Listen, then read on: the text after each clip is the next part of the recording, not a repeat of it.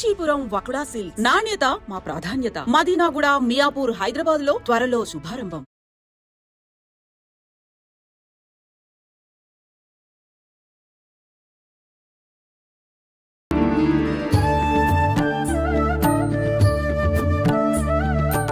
నమస్కారం, welcome to I dream. ధర్మ మార్గం కార్యక్రమానికి స్వాగతం. నేను మీ విజిత.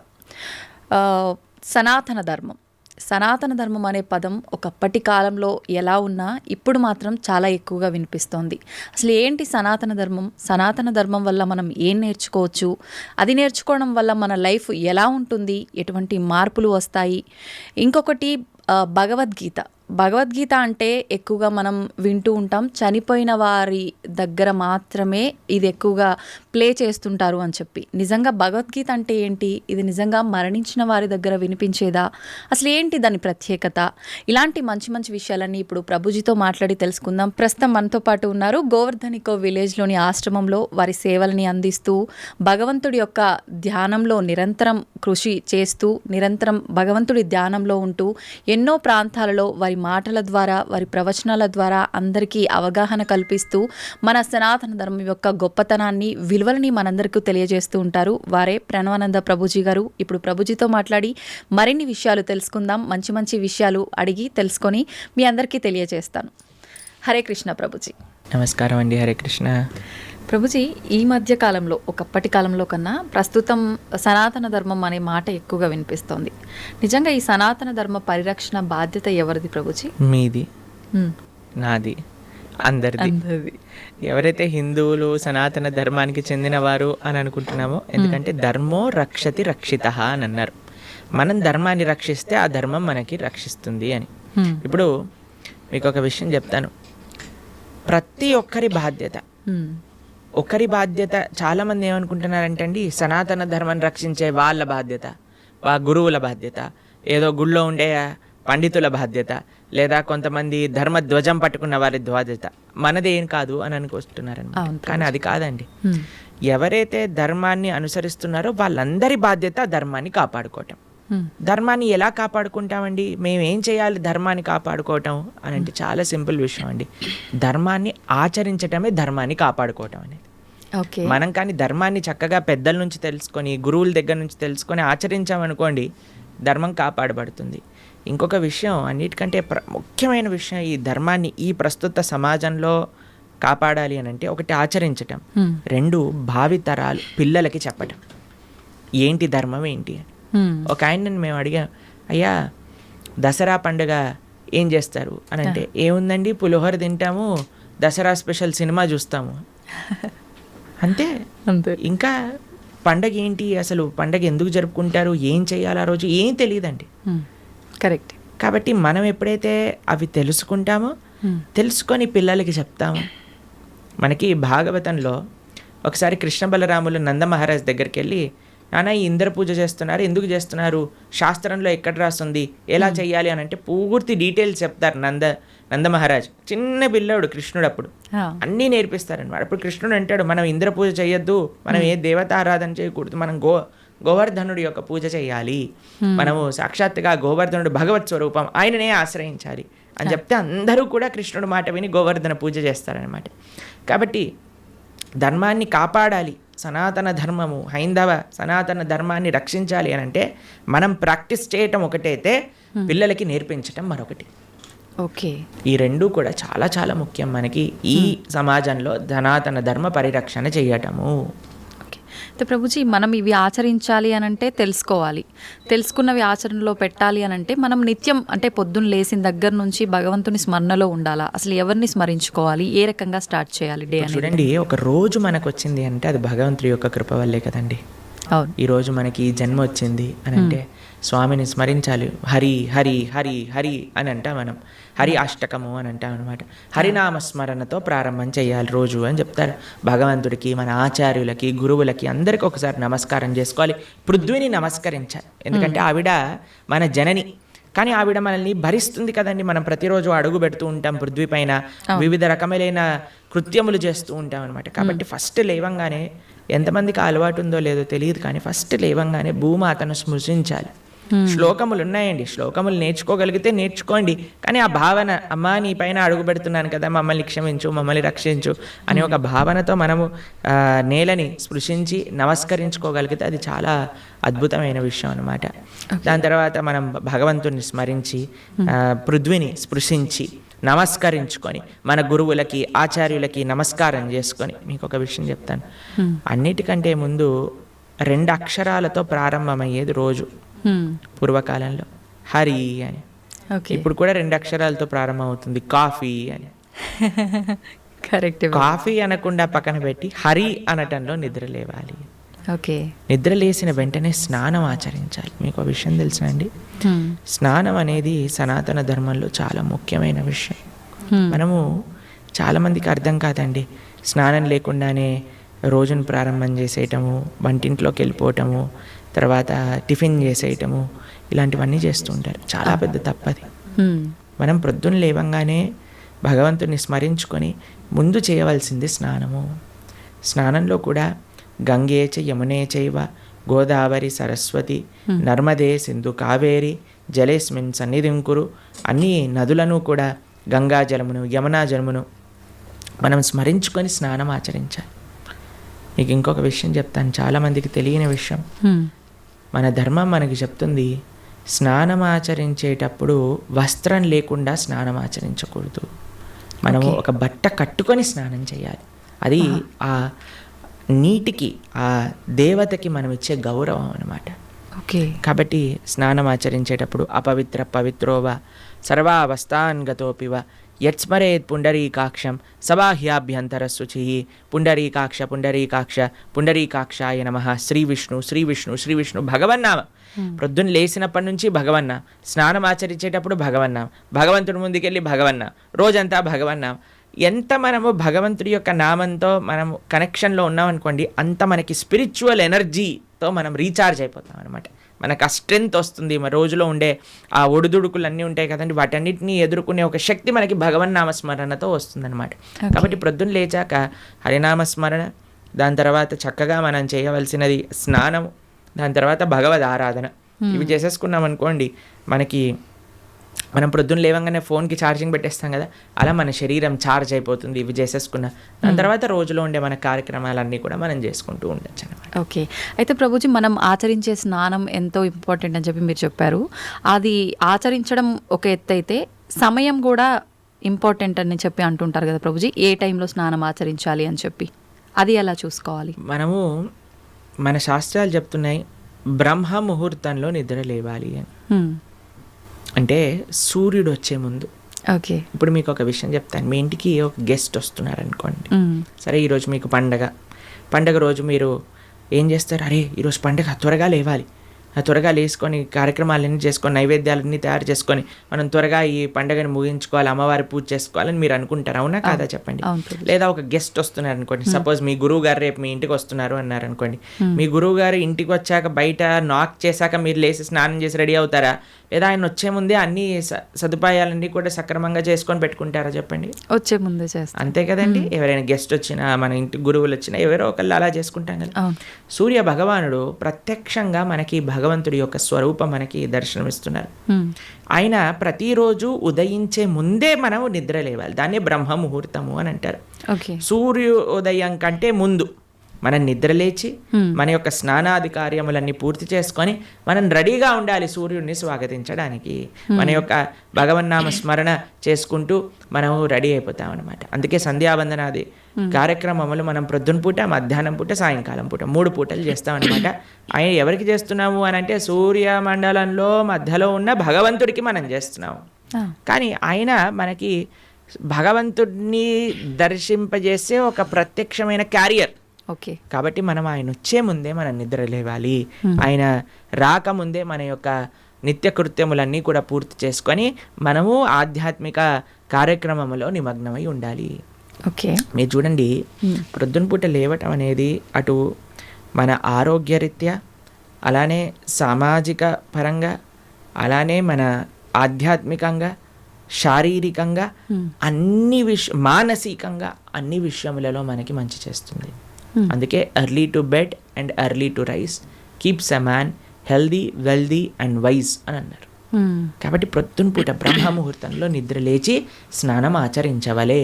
ఇది ప్రతి సనాతన ధర్మానికి సంబంధించిన వారు తప్పక ఆచరించాల్సిన ఒక పద్ధతి. ఓకే. అయితే ప్రభుజీ, మనం మాట్లాడుకున్న దాంట్లో ఇంకొకటి భగవంతుడి ఆరాధన. చాలా వరకు అంటే ఇంట్లో మగవారు పూజ చేస్తేనే మంచి ఫలితం పొందుతారు అని చెప్పి ఈ మధ్య కాలంలో చెప్తున్నారు.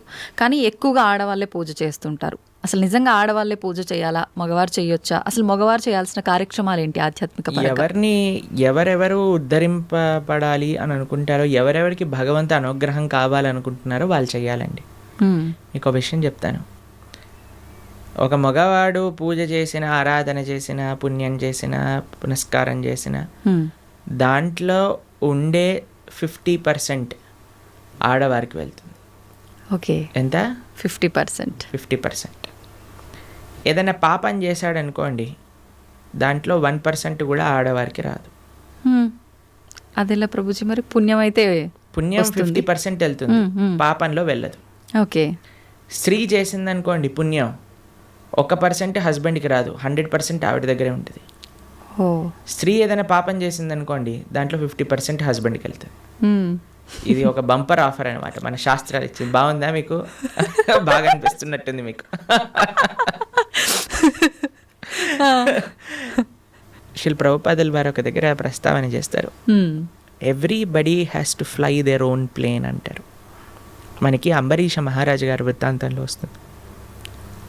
అయినా ప్రొద్దున లేవంగానే నిరంతరము కూడా భగవంతుడి యొక్క ఆరాధనలో, ఆయన చేతులన్నీ కూడా భగవంతుడి యొక్క పూజలో, పాదాలు భగవంతుడి యొక్క ఆలయ ప్రదక్షిణలో, మనసు భగవంతుని చింతించటం. సవై మన కృష్ణ పదార విందయో వాచాంసి వైకుంఠ గుణానువర్ణనే కరే హరేర్మందిరమార్జనాదిషు అని ఆయన యొక్క దినచర్య మొత్తం చెప్తారనమాట. ఇక్కడ వారి భార్య ఆరాధనకి నీళ్లు తెచ్చి తేవడానికి హెల్ప్ చేసినా సరే ఆయన అనేవారట, నా పూజ నేను చేసుకుంటాను, మళ్ళీ నీ పూజ నువ్వు చేసుకో. ఆయనే అన్ని సదుపాయాలు సమకూర్చుకొని. ఎందుకంటే చూడండి, భగవంతుడితో మనకుండే రిలేషన్షిప్ ఎక్స్ట్రీమ్లీ పర్సనల్ అండి. స్వామి మన తండ్రి, స్వామి మన తల్లి. ఇప్పుడు చూడండి, మీకు ఒక విషయం చెప్తాను. మన ఇంట్లో ఎవరిదైనా పుట్టినరోజు ఉందనుకోండి, మనం ఏం చేస్తాం? ఒకసారి మాకు ఈ సంఘటన ఎదురైందనమాట. నేను మా తమ్ముడు కలిసి మా అమ్మగారికి గిఫ్ట్ ఇవ్వాలి అంటే, మా తమ్ముడు అన్నారు, నువ్వు నీ గిఫ్ట్ ఇవ్వు, నేను నా గిఫ్ట్ ఇస్తాను. ఎందుకంటే అమ్మకి నీ గిఫ్ట్ వేరే, నా గిఫ్ట్ వేరే. ఎందుకంటే మన ఇద్దరికి అమ్మ కదా. కాబట్టి అమ్మతో నాకుండే రిలేషన్షిప్ ఒకటి, మా తమ్ముడికి ఉండే రిలేషన్షిప్ ఒకటి, అంతేనా? అయితే మేమిద్దరం అనుకున్నాం, సరే నేను నాకు తోచింది, నాకు ఇష్టం ఉన్నట్టుగా నేను చాలా బాగా పెయింటింగ్ చేసేవాడిని అనమాట, డ్రాయింగ్ చేసేవాళ్ళం అనమాట. అయితే నేను ఇచ్చేస్తాను, నేను ఏదో ఒకటి స్కెచ్ చేసిస్తాను అంటే, మా తమ్ముడు అన్నాడు, నేను ఏదో ఒకటి తయారు చేస్తాను, ఏదో ఒక బొమ్మ లాంటిది ఏదో ఒకటి తయారు చేస్తాను, ఇస్తాము అని ఇద్దరం వేరు వేరు చేసి ఇచ్చామన్నమాట. అంటే ఎందుకు అని అంటే, మనకి మన ప్రేమను వ్యక్తపరచుకునే మార్గం ఒకటి, ఒక ఇంట్రెస్ట్, ఒక టాలెంట్, ఒక way of expressing hour love ఉంటుంది, అంతే కదా. అలానే భగవంతుడితో కూడా ఒక భర్త తన కర్తవ్యం, అరే నేను భగవంతుడి యొక్క మార్గంలో, నాకు భగవంతుడు అవసరము, అందరికీ భగవంతుడు అవసరమే కదండి. ఆయన అందరికీ తండ్రి, తల్లి, పిత, పరమాత్మ అందరికీ ఆయనే. కాబట్టి మనం ఎలా ఆలోచించాలి అని అంటే, ఒక హస్బెండ్ తన ఆరాధన తాను చేసుకోవాలి, ఒక వైఫ్ తన ఆరాధనలోకి సంబంధించిన విషయములని సమకూరుస్తుంది, వంట చేసిస్తుంది, పూలమాలలు కట్టిస్తుంది. దాని తర్వాత వారి హస్బెండ్ వెళ్ళిపోయాక వైఫ్ తన ఆరాధన తాను చేసుకుంటుంది, పిల్లలు వచ్చి దండం పెట్టుకుంటారు, ఏదో అమ్మ నాన్నలకి ఇద్దరికి హెల్ప్ చేస్తారు, అందరు కలిసి ఆరాధన ఒకటి ఉంటుంది, ఒక్కొక్కళ్ళు కలిపి ఆరాధన ఉంటుంది అన్నమాట. కాబట్టి ఏదో స్త్రీలు చేస్తే ఇల్లంతా బాగైపోతుంది అనే భ్రమలో నుంచి బయటపడండి, మీకు 1% పుణ్యం రాదు. కాబట్టి జాగ్రత్తగా మీ పూజ మీరు చేసుకోండి, మీరు బాగుపడాలి అని అనుకుంటే. కాబట్టి పురుషులు తప్పకుండా ఆరాధన చేయాలి. పురుషులు ఆరాధన చేస్తున్నారు కదండి, స్త్రీలు వదిలేయకూడదు. పురుషుడు ఆరాధన పురుషుడికి, స్త్రీ ఆరాధన స్త్రీ, పిల్లల ఆరాధన పిల్లలకి, అందరికి. ఇప్పుడు చూడండి, ఇంటి పెద్ద తింటే మిగతా వాళ్ళందరికీ కడుపు నిండిపోతుందా? లేదు, ఎవరికి వాళ్ళు తినాల్సిందే, అంతే కదండి. మీరు అంటారు కదా, అయ్యా మీరు తినండి, అయ్యా మేము పర్వాలేదు, మీరు తింటే మాకు తిన్నట్టే అని అంటారా? లేదా మీ హస్బెండ్ వచ్చి, అమ్మ నువ్వు తినేసేయి, నాకేం పర్వాలేదు, నువ్వు తింటే నేను తిన్నట్టే అంటారా? కాదు కదా. ఎవరెవరికి శక్తి కావాలంటే వారు వారు భోజనం చేయాలి. అలానే మనం కూడా మనకి శక్తి కావాలి, మనకి భగవంతుడి యొక్క కృప కావాలి అంటే మనం హ్మ్. భోజనం చేస్తే ఎలా అయితే మనకి శక్తి వస్తుందో మనము ఆరాధన చేసుకుంటే అలా మనకి భగవంతుడి యొక్క కృప అనేది లభిస్తుంది. ఓకే ప్రభుజీ, చాలామంది ఏదైనా మంచి జరిగినా చెడు జరిగినా నా అదృష్టం బాగాలేదు, నా రాత ఇంతవరకే ఉంది, భగవంతుడు ఇలా రాశాడు అని చెప్పి అంటూ ఉంటారు. నిజంగా అంటే మన చేతిలో ఏముండదా మనం చేసే పనులను బట్టి మన లైఫ్ని డిసైడ్ చేసుకోవడం? భగవంతుడు పుట్టినప్పుడే అవన్నీ డిసైడ్ చేసి ఇలా అని చెప్పి చూస్తాడా? మనకి ఒక సర్కమ్స్టెన్స్ ఇస్తాడండి భగవంతుడు. హ్మ్. చాయిస్ ఎప్పుడు మన చేతుల్లోనే ఉంటుంది, మనం ఏం చేయాలి అని. ఫర్ ఎగ్జాంపుల్ మీకు ఒక విషయం చెప్తాను. ఒకరికి ఇల్లు రాసుంది, ఒకళ్ళి ఇల్లు మీకు మీ జీవితంలో కలుగుతుంది అని రాసుంటుందండి. కానీ ఆ ఇంట్లో ఏం చేస్తారనేది మీ చేతుల్లో ఉంది. ఓకే, ఇల్లు వస్తుందనే వరకు మాత్రమే మన చేతుల్లో ఉంది. ఇంట్లో ఏం చేస్తాం, మనం ఒక చక్కటి పూజ చేసుకుంటామా, పునస్కారం చేసుకుంటామా, లేదా 10 మందిని పిలిచి మందు పోసి డాన్స్లు వేస్తామా అనేది మన చేతుల్లో ఉంది. మీరు కానీ మంచి ఆరాధన చేసుకున్నారనుకోండి, ఆ పుణ్యాన్ని బట్టి మీకు నెక్స్ట్ ఏమవుతుందో రాసింది. లేదు మనం తప్పు చేసామనుకోండి, ఆ తప్పు బట్టి నెక్స్ట్ కర్మ ఏర్పడుతుంది అనమాట. What is return is what you will get. మనకేం వస్తుంది అని, దాంతో మనం ఏం చేస్తాము అనేది రాసలేదు. అది మనకు వదిలేశాడు భగవంతుడు. మన విచక్షణతో మంచి మనస్సుతో మనం దాన్ని ఆచరణ చేయాలి. అంటే మన చేతిలో ఉన్నట్టే 100% మన చేతుల్లో ఉంది. ఇప్పుడు అంటుంటారు కదా, పరిస్థితులను బట్టి ఇంట్లో వాతావరణాన్ని బట్టే పిల్లల బుద్ధులు కూడా అని చెప్పి. ఇప్పుడు ఇది కూడా అలాగే భగవంతుడు మనకు ఒక ప్లాట్ఫామ్ ఇచ్చి వదిలేశారు. ఎలా అనేది మన చేతుల్లోనే ఉంది. ఇప్పుడు మీకు ఒక ఫోన్ ఇచ్చారనుకోండి, ఫోన్ ఇచ్చారు, ఫోన్తో మీరు ఏం చేయొచ్చు అనేది మీ చేతుల్లో ఉంది. ఒకళ్ళు ప్రవచనమైనా అయినచ్చు, లేదా పిచ్చి పిచ్చి సీరియళ్ళు సినిమాలైనా చూడొచ్చు. ఫోన్ రావటం మన చేతుల్లో ఉంది. దాంతో ఏం చెయ్యాలి మీ చేతుల్లో. ఇప్పుడు మీరేం చేస్తారు, పిల్లల్ని స్కూల్లో వేస్తారు, మంచి స్కూల్ చూస్తారు. అరే ఈ పిల్లలు మంచిగా చదువుకోవాలి, మంచి స్కూల్లో చదువుకుంటే వాళ్ళు మంచి మార్గంలోకి వెళ్తారు. కష్టమైనా ఏదైనా సరే కష్టపడైనా సరే వాళ్ళని మంచి స్కూల్లో జాయిన్ చేస్తారు. మంచి స్కూల్లో జాయిన్ చేశాక వాడు చదువుతాడా లేదా అనేది ఎవరిపైన నిర్ధారణ పడి ఉంటుందండి? వాళ్ళపైన. ఒక స్కూల్లో ఒక టీచర్ 10 మందికి ఒకటే రకంగా చదువు చెప్తుంది, కానీ ఒక్కొక్కరు ఒక్కొక్క విధానంగా చూసుకుంటారు. ఎందుకు? వాళ్ళ శ్రద్ధ బట్టి. ఓకే, అలానే మన జీవితంలో కూడా ఏమీ నీ దగ్గరకు వస్తుంది అనేది రాసి ఉంటుంది, దాన్ని ఎలా యూస్ చేస్తావు అనేది నీ చేతుల్లో ఉంది. ఓకే ప్రభుజీ, అంటే దీన్ని ఆధారంగా తీసుకుంటే అంతా మంచిగా ఎక్కువ డివోషనల్ సైడ్ ఉండి అన్ని మంచి పనులు చేసి న్యాయంగా ఉన్న వాళ్ళు కూడా చాలామంది ఇబ్బందులు పడుతున్న వాళ్ళని కూడా చూస్తున్నాం కదా. మరి భగవంతుడు అలాంటి వాళ్ళకి ఎందుకు సపోర్ట్ చేయడంటారు? మీకు ఒక విషయం చెప్తాను, చాలా జాగ్రత్తగా ఆలోచించవలసిన విషయం. మీకు నిజంగా ధార్మికంగా, నిజంగా ఆధ్యాత్మికంగా ఉంటే వాడెప్పుడు నాకు ఇబ్బంది వచ్చిందని అన్నాడు. మీకు ఒక విషయం చెప్తాను. మా అమ్మమ్మ ఆవిడ పెద్దజీయర్ స్వామి వారి యొక్క శిష్యులు అనమాట. అయితే చాలా వృద్ధురాలు, 85 years దాటిపోయి ఉంటుంది. నడిచేటప్పుడు ఇలా వంగిపోయి నడుస్తారనమాట, మొత్తం ఇలా కిందికే చూస్తారు ఆల్మోస్ట్గా. చాలా ఆరోగ్యం అస్సలు బాగుండదన్నమాట. అయితే మాకు ఒకసారి ఫోన్ చేశారు. ఫోన్ చేశాక ఆవిడ రోజు ఒక 6-7 గంటలు భగవన్నామ స్మరణ చేస్తారు. విష్ణు సహస్రనామం రోజు 2 పూటలు చదువుకుంటారు. గీతా పారాయణ చేస్తారు, అన్నీ చేస్తారు. ఒకసారి నాకు ఫోన్ చేశారు, ఆ అమ్మమ్మ యొక్క ఆరోగ్యం అస్సలు బాగాలేదు, ఫోన్ చేసి ఆవిడ యొక్క ఆరోగ్యం బాగా అవ్వాలి, భగవంతుడికి ప్రార్థన చేస్తున్నానని చెప్పు అని అన్నారనమాట. అస్సలు అంటే అస్సలు బాగాలేదండి ఆరోగ్యం. అప్పుడు మేము ఫోన్ చేశాం.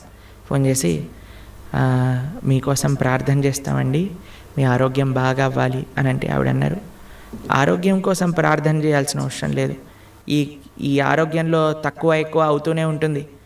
నేను భగవంతుని ఎల్లప్పుడూ గుర్తుపెట్టుకోవాలి, మా ఆచార్యులు చెప్పిన విషయాలన్నీ మాకు గుర్తుండాలి. చనిపోయే చిట్ట చివరి క్షణంలో ఆ స్వామి యొక్క ఆ స్మరణ నాకు రావాలి అని దండం పెట్టుకో, ఆరోగ్యం గురించి దండం పెట్టుకోవాల్సిన అవసరం లేదు అని చెప్పి. నిజంగా ధార్మికమైన చింతన ఎవరికైనా ఉందనుకోండి, వారు ఎప్పుడూ కూడా నాకు వచ్చే కష్టం అని అనుకోరండి. వచ్చే ఒకటే కష్టం ఏంటో తెలుసా అండి? భగవంతుణ్ణి విస్మరించటమే నిజమైన కష్టం జీవుడికి.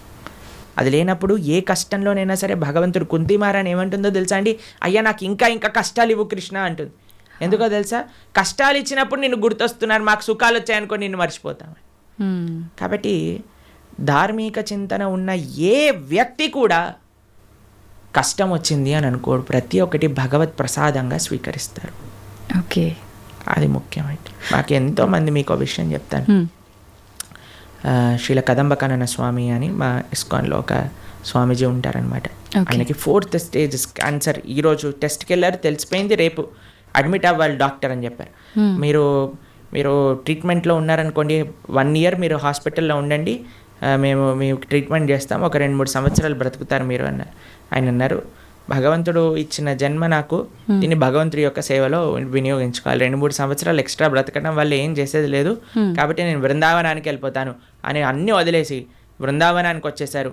సంవత్సరం పాటు అక్కడ పూర్తిగా తెలుసు ఆయనకు, ఒక్కొక్క రోజులో నా రోజు అయిపోతుంది, ఇంకా డాక్టర్స్ చెప్తున్నారు ఇంకా 10 రోజులు, ఇంకా 2 రోజులు, ఇంకొక రోజు మాత్రమే. బిందాస్గా కూర్చొని చేర్పైన వాళ్ళ శిష్యులందరికీ కూడా ఉపదేశం చేసి, కీర్తన చేస్తూ, భగవన్నామ స్మరణ చేస్తూ, విగ్రహాలు ముందే పెట్టుకొని రోజు ఆరాధన చేస్తూ, చిట్ట చివరి రోజు కూడా నవ్వుతూ బ్రహ్మాండంగా ఆనందంగా ఆ మృత్యు యొక్క ఒడిలోకి, అంటే భగవద్భక్తులకు మృత్యు రాదండి, శ్రీకృష్ణ పరమాత్మ డైరెక్ట్గా వస్తారనమాట. కాబట్టి కష్టం ఏమి కష్టం కాదండి ఈ ప్రపంచంలో. కష్టం వచ్చినా సరే అది మనం పూర్వజన్మ చేసుకున్న ఫలము. ఇప్పుడు మీరు ఆయన మంచోడు అని అంటున్నారు అంటే, లేదా మంచి చేస్తున్నారు అనుకుంటున్నారు. ఇంతకు ముందు ఏం చేశామో మీరు చూసారా? లేదు. మనం ఇంతకు ముందు జన్మలో ఏం చేసుకున్నామో మనకు తెలియదు కదా.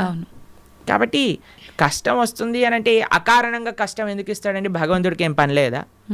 ఆయన ఇక్కడ ఉన్నారు కదా హైదరాబాద్లో మూసాపేటలో, ఆయన కష్టం ఇవ్వండి కొద్దిగా చూద్దాం ఎలా బాధపడతాడో అని ఆయన ఏమన్నా పైన వైకుంఠం నుంచి ఆ పని చేస్తున్నారు చెప్పండి? లేదు. ఆయన ఎందుకు అంటాడండి ఎవరికైనా కష్టం తెప్పించాలి అని? భగవంతుడు ఎందుకు అనుకుంటాడు చెప్పండి? ఇప్పుడు మీరు చూడండి, చిన్నపిల్లలు ఇప్పుడు నేను బాగా అల్లరి చేశారనుకోండి, రూమ్లో వేసేస్తారు, వేసేసి లాక్ పెట్టేస్తారు, లాక్ పెట్టేసి ఏడుస్తారనమాట పిల్లలందరూ చాలా. అమ్మాయి ఏమన్నా కావాల్సుకొని, అరే మా పిల్లవాడు బాగా ఏడుస్తున్నాడు అని ఆనందపడుతుందా అండి? ఎందుకు వేసింది రూమ్లో?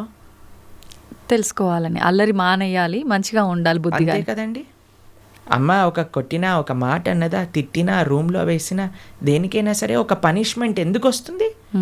ఎందుకంటే మారి మంచి విషయములు తెలుసుకొని ముందుకెళ్తారేమో. భగవంతుడు కూడా మనకి ఏదన్నా ఇచ్చాడు అని అంటే, ఒక కష్టం ఇచ్చాడు అని అంటే, ఆ కష్టం నుంచి ఏం నేర్చుకోవాలి? Failures are stepping stones for success అని అంటారు. ఒక నష్టం జరిగినా, ఒక ఏదైనా సరే, అరే మనం ఇంకా ఇంకా ఇంకా భగవన్ నామస్మరణ ఎలా చేసుకోవాలి, భగవంతుడికి దగ్గరికి ఎలా అవ్వాలి. ఇప్పుడు మీకు ఒక విషయం చెప్తానండి. బృందావనంలో లాస్ట్ ఇయర్ మేము ఆ వీడియో చూస్తున్నాం అనమాట. యమునా నది మొత్తం పొంగిపోయి బృందావనం మొత్తం కూడా మునిగిపోయిందనమాట. అందరు షాపులలోకి, ఇంట్లలోకి, అన్నిట్లోకి నీళ్ళు వచ్చేసాయి మొత్తం కూడా. అయితే ఇంటర్వ్యూ చేసే వాళ్ళు వెళ్తున్నారనమాట. వెళ్తూ టీవీ ఛానల్లో వాళ్ళు, ఏమనిపిస్తుందండి మీకు, ఏమనిపిస్తుందండి అంటే, ఓ బహుత్ మజా ఆ రహా హై, యమునా మహారాణి హమారే ఘర్ మే ఆ గయి హై అని ఆరతులు ఇస్తున్నారనమాట. వాళ్ళకి ఏమనిపించట్లేదు, వాళ్ళ సామాన్లు కొట్టుకుపోయాయి, వాళ్ళ షాప్ పాడైపోయిందని. యమునా మహారాణి హమారే ఘర్ పధార్ రహీ హై, యమునా మహారాణి హమారే షాప్ మే ఆ గయి హై, అందరు కీర్తన పెట్టుకొని డాన్స్ వేస్తున్నారు అనమాట. చూడండి, అదే మన ఇంట్లో నీళ్ళు వచ్చాయనుకోండి, ఈ గవర్నమెంట్ గలీజ్ది, ఇది ఇట్లా అయిపోయింది, అది అలా అయిపోయింది అని మనం ఏడుస్తూ ఉంటాం. చూసే విధానం అండి జీవితంలో. ఒకటి కష్టం వచ్చినా, నష్టం వచ్చినా భగవత్ ప్రసాదంగా ఉన్నాం అనుకోండి, ఏం పెద్ద కష్టం లేదు. కానీ పరమాత్మ ఎవరికి కష్టం ఇవ్వాలి అని అనుకోరు. మన యొక్క పూర్వజన్మ ఫలితం మనకు ఒక విధంగా వచ్చిందనుకోండి, దాన్ని స్వీకరించాలి. తండ్రి ఐ యాక్సెప్ట్ అని ముందుకెళ్ళాలి. ఓకే.